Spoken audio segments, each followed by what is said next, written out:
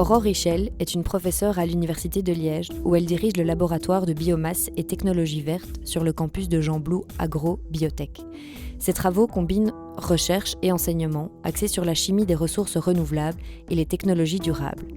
Elle est impliquée dans de nombreux projets nationaux et internationaux dédiés à la production de nouveaux matériaux à partir de matières végétales ou de déchets organiques, ainsi qu'au développement de nouvelles solutions énergétiques pour les transports. Elle a également initié une plateforme internationale consacrée à la biomasse en partenariat avec des universités au Japon et aux États-Unis. Engagée dans la diffusion scientifique, elle anime le site web chemforus.be et coordonne un MOOC, Massive Open Online Course, sur la biomasse et la chimie verte. Bonjour Aurore. Bonjour Christine. Merci beaucoup d'avoir accepté notre invitation à venir jouer le jeu du podcast de l'École Polytechnique de Bruxelles. Et donc, le but de ces podcasts est de sensibiliser, de diffuser les connaissances qui sont liées aux enjeux environnementaux, et pas seulement d'un point de vue technique, mais aussi d'un point de vue juridique, d'un point de vue éthique. Et en ce qui te concerne, ce sera plutôt un petit peu les aspects chimiques, donc ça me tient à cœur, et de focaliser un peu sur le rôle de la chimie dans la transition énergétique.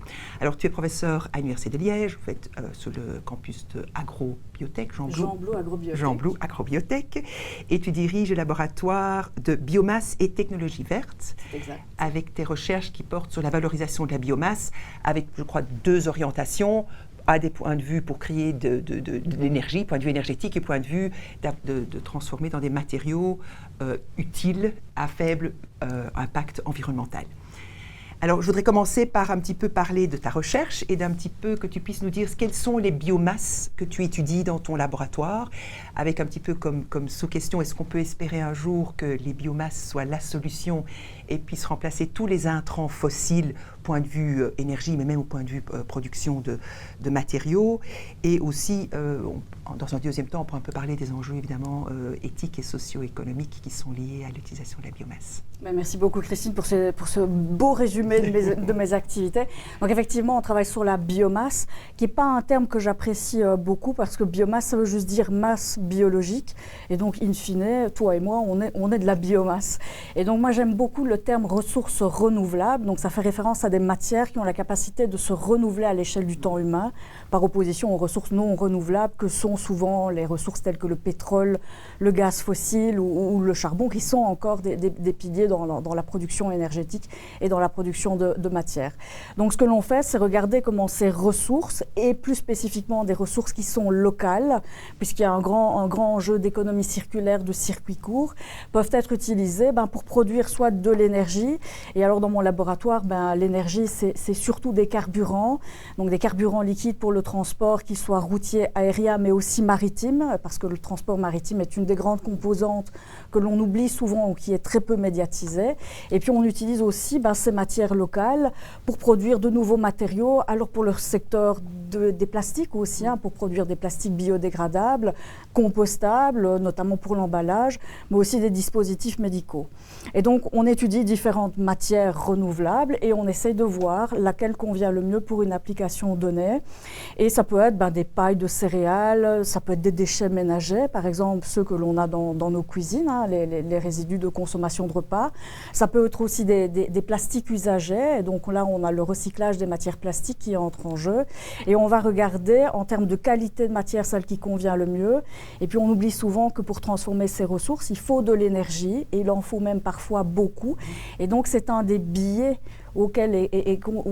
qu'ignore parfois le grand public, c'est que pour valoriser ces matières renouvelables, il faut souvent beaucoup plus d'énergie qu'il n'en faut que pour transformer des matières dites non renouvelables.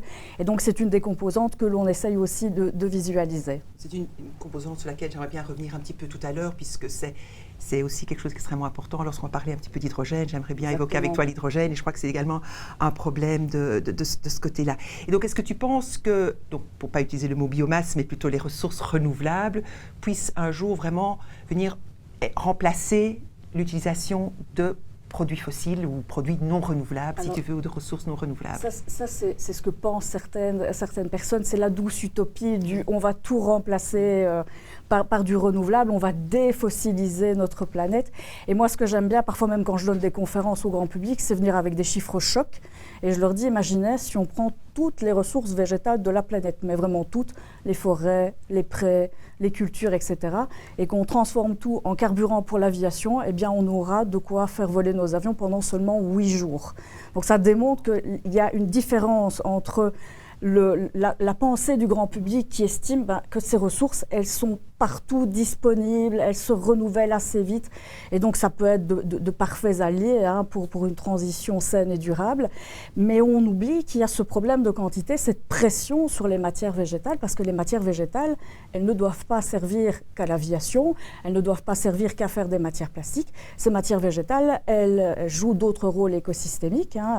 Elles sont là pour capter le CO2 qui se retrouve dans l'atmosphère, pour nourrir la population, pour la chauffer aussi, pour fournir des matériaux de construction.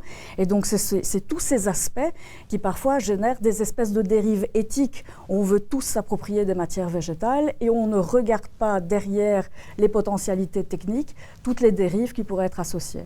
Finalement, tu as aussi répondu à l'autre question sur quels étaient les enjeux éthiques et socio-économiques. Mais donc, ça veut dire que lorsqu'on veut utiliser ces ressources renouvelables, il faut bien décider à quelle fin est-ce qu'on veut les utiliser. Là où, je suppose qu'il y a quand même des matières plastiques qui sont moins controversées. Les sacs en plastique, quand on va faire nos courses, ça a été une grande critique, mais je crois que nos tuyaux en PVC qui sont dans nos constructions, dans nos maisons, on préfère qu'ils soient en PVC plutôt que faire avec des plastiques qui sont biodégradables. Exactement. Et donc, c'est vraiment cette notion du doit-on continuer business as usual ou peut-on remplacer certaines choses par du renouvelable, ce qui est mon sentiment. Mais pour moi, dans les prochaines années, on va toujours avoir cette dualité matières qui viennent des énergies fossiles, des combustibles fossiles, des ressources fossiles, et de plus en plus de matières ou nouveaux produits qui viennent des ressources renouvelables. Ça va être une combinaison des deux pour lesquelles il va falloir, pendant tout un moment, du moins s'adapter. Et donc, mon idée, c'est surtout d'être responsable et raisonnable dans ce que l'on veut faire avec ces matières renouvelables. Elles ne vont pas tout remplacer. Elles ne sont pas là pour nous garantir de continuer comme si de rien n'était. Et donc, c'est ça aussi qu'il faut regarder. Donc, c'est une question d'être responsable avec les ressources renouvelables, comme il faut être responsable avec les ressources fossiles. Exactement. Et ajouter là-dessus une petite couche de sobriété pour un petit peu diminuer la pression des deux côtés. Tout à fait. Sobriété, qu'elle soit énergétique ou matériaux aussi, parce qu'on entend beaucoup le mot sobriété énergétique dans les médias, mais il ne faut pas oublier aussi la sobriété matière. Quand on parle de plastique, par exemple, on a une surabondance d'emballages plastiques à l'heure actuelle. Et donc ça aussi, il faut que le grand public en soit conscient. Alors, ta recherche s'inscrit dans ce qu'on appelle communément la chimie verte. Et alors, c'est souvent présenté comme une sous-discipline de la chimie, comme on parle de chimie inorganique, chimie analytique, chimie organique. Est-ce que tu peux un petit peu me dire ce que toi tu penses de cette terminologie chimie verte et en quoi est-ce qu'elle se distinguerait d'une chimie traditionnelle ?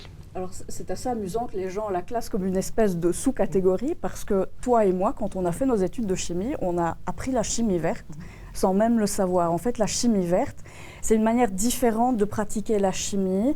Et elle est différente en quoi ? C'est que la chimie verte met beaucoup un accent sur la prévention. Pendant très longtemps, jusque dans les années 70, on a produit un certain nombre de choses, notamment dans les industries, sans connaître la fin de vie de ce que l'on produisait, c'est-à-dire la manière dont ça allait contaminer les environnements, l'impact que ça pouvait avoir sur la santé humaine, notamment. Ni les déchets. Donc il y a eu beaucoup de déversements. Et les PFAS dont on parle beaucoup, ça fait partie de cette vieille chimie des années 30, 40, 50, dont on ignorait les conséquences sur le long terme. La chimie verte, elle fait l'inverse. Elle étudie le devenir des molécules une fois qu'elles sont synthétisées. Et c'est le devenir quoi dans le corps humain, c'est le devenir dans l'environnement, alors l'atmosphère, le sol, les eaux, etc. Et donc, tous les chimistes, à l'heure actuelle, qui sont en études, sont sensibilisés à la chimie verte. Et la chimie verte, elle repose sur différents principes. Et parmi ces principes, il y a l'économie d'énergie, l'utilisation de catalyseurs pour maximiser l'incorporation des réactifs dans le produit fini, etc. Et donc, tous les chimistes font de la chimie verte sans même le savoir. On a les différents principes de la chimie verte, Exactement. comme on a les différents principes de la technologie verte, et c'est vrai qu'on les incorpore même quand on enseigne, mais c'est quelque chose, c'est pas une sous-discipline en tant que telle, c'est une philosophie d'une certaine manière, une manière de travailler plus qu'autre chose. C'est ça, c'est pas un changement notable dans les pratiques, c'est vraiment une autre manière de formuler ce que l'on fait. Et d'ailleurs, si on regarde les principes de la chimie verte, qui sont au nombre de 12, la plupart d'entre eux sont extrêmement intuitifs. Hein. On dit ne pas utiliser plus de matière qu'il n'en faut pour produire le produit fini. Ben, forcément, c'est une logique même. Donc. Et alors, juste pour faire un petit lien avec tout ça, on parle beaucoup les gens ont peur de la chimie. Donc, il y a vraiment cette peur de la chimie. Naturel, c'est bien. Ce qui est chimique est mauvais. Et donc, j'aimerais bien un petit peu t'entendre ton avis sur ce fait que ce naturel est toujours jugé comme étant quelque chose qui est inoffensif, non polluant, bien pour la santé. Donc, est-ce que tu pourrais nous dire un petit peu ton avis sur cette notion, cette dichotomie chimie naturelle et chimie, je ne sais pas, artificielle, je ne sais pas ce qu'on va l'appeler à ce moment-là. Je ne sais pas, je pense que le grand public a souvent assimilé, alors c'est très spécifique à l'adjectif chimique. Chimique rime avec synthétique et donc de facto avec toxique. Et donc ça a cultivé ce qu'on appelle la chimiophobie ou la chimiophobie, je ne sais même pas comment on doit l'appeler, qui est cette peur irrationnelle parfois vis-à-vis des substances de synthèse. Alors ça va des pesticides aux colorants qu'on peut retrouver dans l'alimentation et le grand public estime souvent que ces matières, elles sont systématiquement mauvaises pour l'humain, pour l'environnement. Et donc, il y a une peur irrationnelle qui s'est créée, qui s'est beaucoup véhiculée aussi sur les réseaux sociaux. On sait qu'en fonction de notre âge, on n'est pas tous impactés de la même manière par cette peur de la chimie. Souvent, ça concerne plutôt les jeunes générations, qui sont même parfois plus réticents vis-à-vis de la chimie que des générations plus anciennes. Et donc, ça, c'est typiquement le vocabulaire qui circule beaucoup sur les réseaux sociaux et parfois même dans les médias. Parce que la chimie, la bandeau, chaque fois qu'il y a un problème, on dit que c'est un déversement de produits chimiques, mais c'est lié à l'industrie qu'on produit. Il se fait qu'on doit faire évidemment appel à la chimie, puisque la matière, on en a besoin partout. Mais c'est la chimie qui a bandeau qui prend toujours la responsabilité. Exactement, et peut-être deux précisions. C'est qu'il faut faire une distinction entre la chimie, qui est une science fondamentale, et les industries chimiques et les produits qu'elles génèrent, qui est une petite partie de la chimie, finalement. C'est une petite application de ce que l'on a vu dans nos cours il y a quelques années. Et il faut aussi se rappeler que tout ce qui vient de la nature n'est pas forcément non toxique, non impactant pour l'humain, etc. Il faut rappeler que les meilleurs poisons, c'est ceux qu'on trouve dans les plantes. Tout à fait.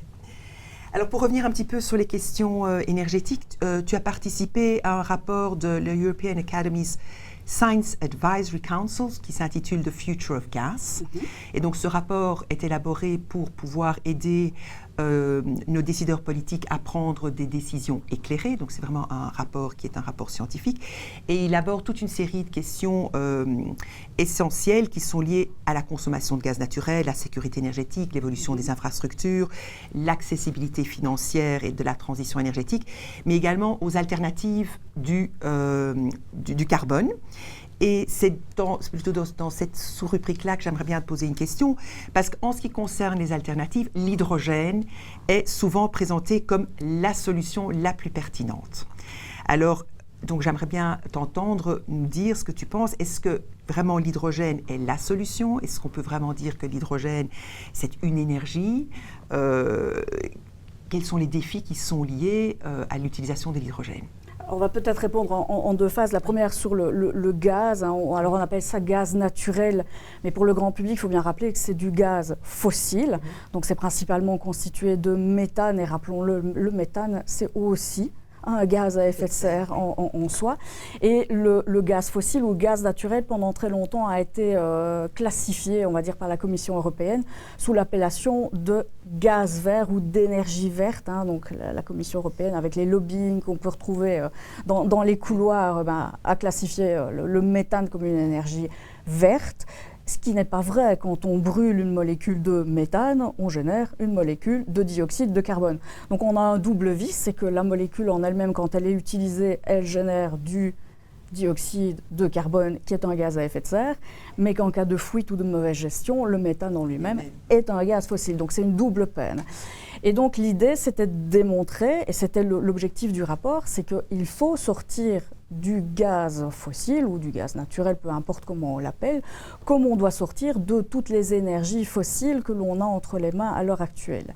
Et donc, dans ce rapport, on a émis plusieurs hypothèses, mais dans tous les cas de figure, notre démarche a été de dire ce retrait des énergies fossiles, et en particulier du gaz fossile, ne doit pas se faire au détriment des populations à plus faible revenu. Donc, il ne faut pas que ça impacte les plus faibles revenus, et donc il faut peut-être séquencer la manière dont on va sortir du gaz fossile. Un des grands messages que l'on a mis en avant, c'est que les industries doivent être les premières à sortir de ce gaz fossile, et en particulier celles qui l'utilisent comme élément pour produire de la chaleur sur les sites industriels. Et donc pour ces sociétés, généralement, l'électrification va probablement être une alternative.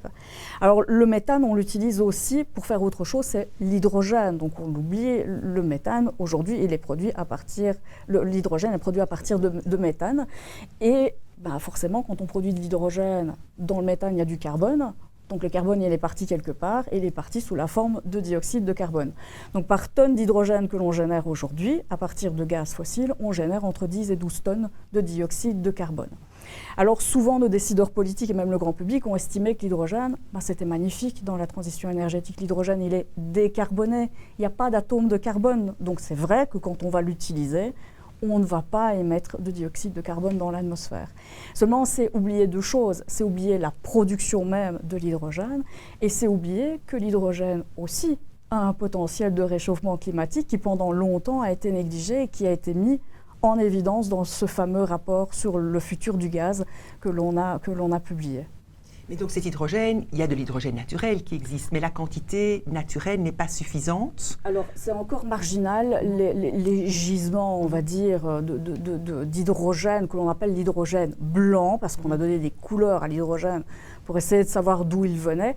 Cet hydrogène blanc, on ne sait pas vraiment où il y en a. Ça a été très popularisé il y a quelques mois parce qu'on en a retrouvé en Lorraine, donc c'est pas si loin de chez nous.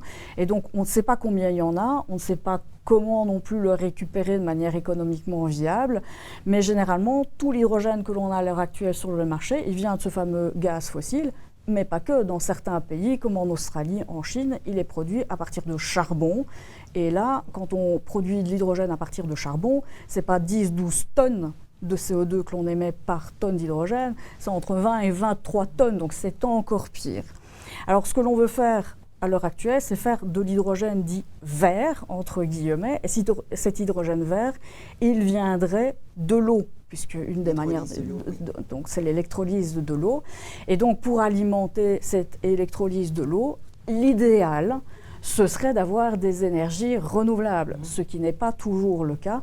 Et donc cet hydrogène vert pourrait devenir un élément de notre transition énergétique pour peu que la manière dont on va le produire soit réellement renouvelable, ce qui n'est pas le cas à l'heure actuelle. Le produire et le transporter. Et le transporter, parce que l'hydrogène, rappelons-le, c'est une molécule qui occupe un grand volume par unité de masse. Et donc pour le transporter, il faudrait le comprimer, mais ça ne fonctionne pas très bien, ça demande beaucoup d'énergie, donc là on repart sur une question énergétique.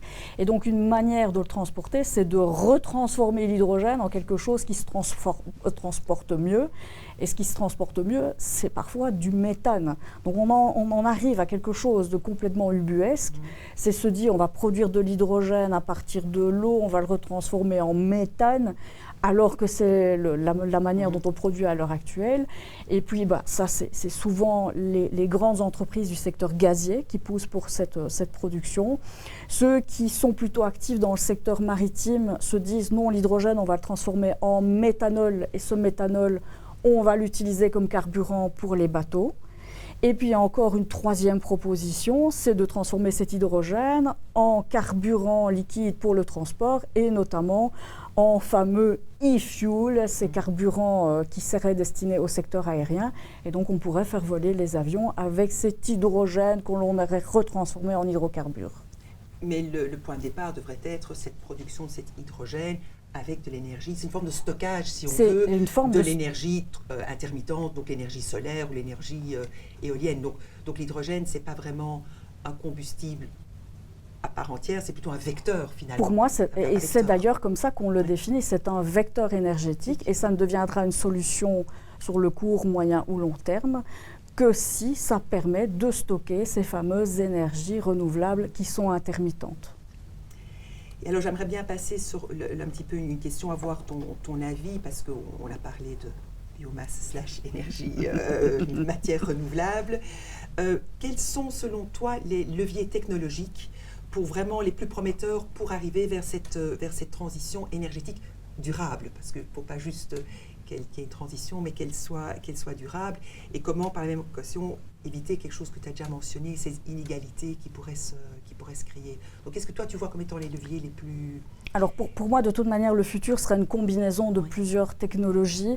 Et ça, souvent, on l'oublie. On a l'impression qu'une transition énergétique, et on n'est pas aidé par le vocabulaire qu'on utilise, une transition, ça veut dire abandonner quelque chose au profit de quelque chose d'autre. Pour moi, on ne va pas aller dans cette option-là. Ça va être une combinaison technologique qu'il va falloir probablement allier.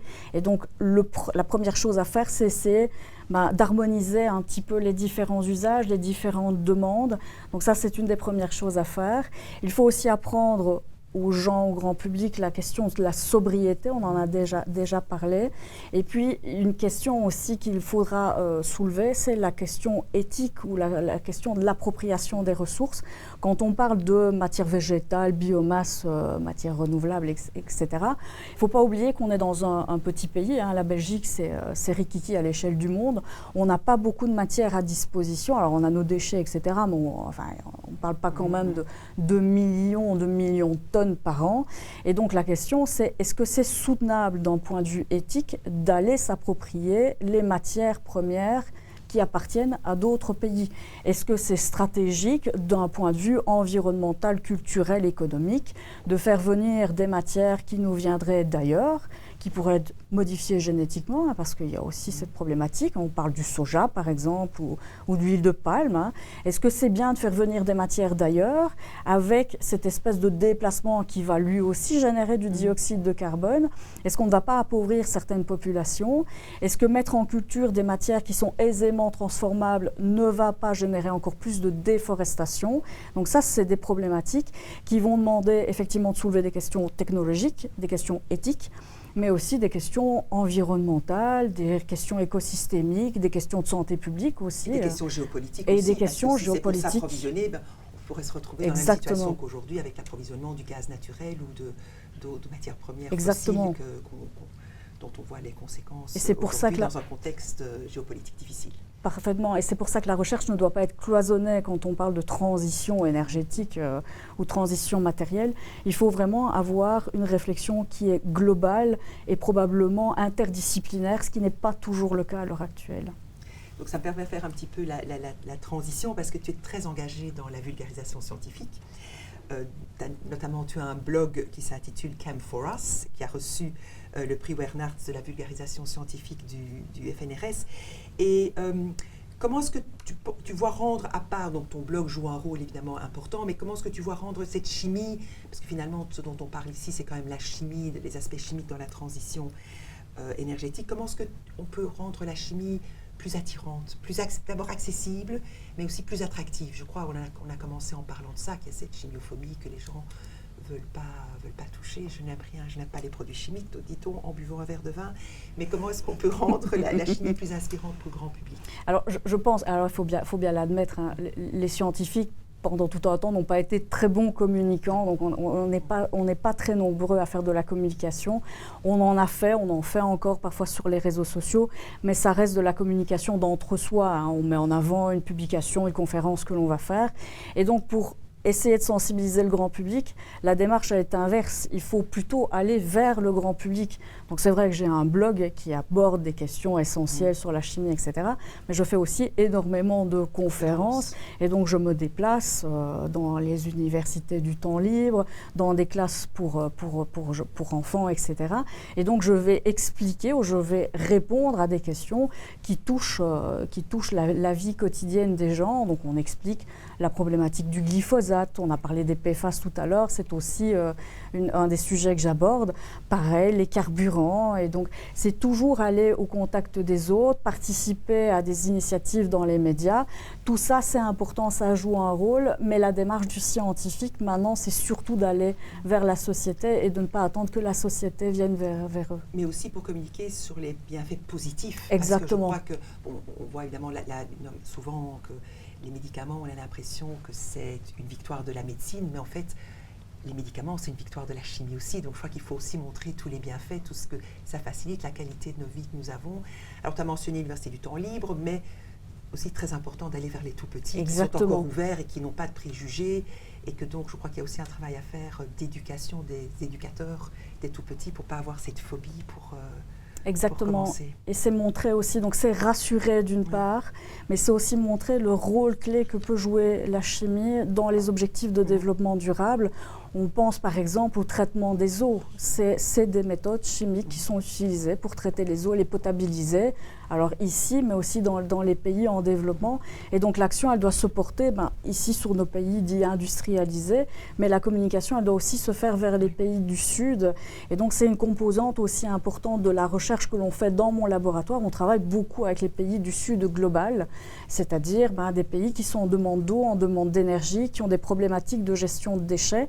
Et donc ça aussi, c'est important dans la communication, c'est de démontrer que ce que l'on fait ne nous sert pas qu'à nous, gens aisés européens, mais peut aussi servir à des pays en développement ou des pays du Sud de manière générale.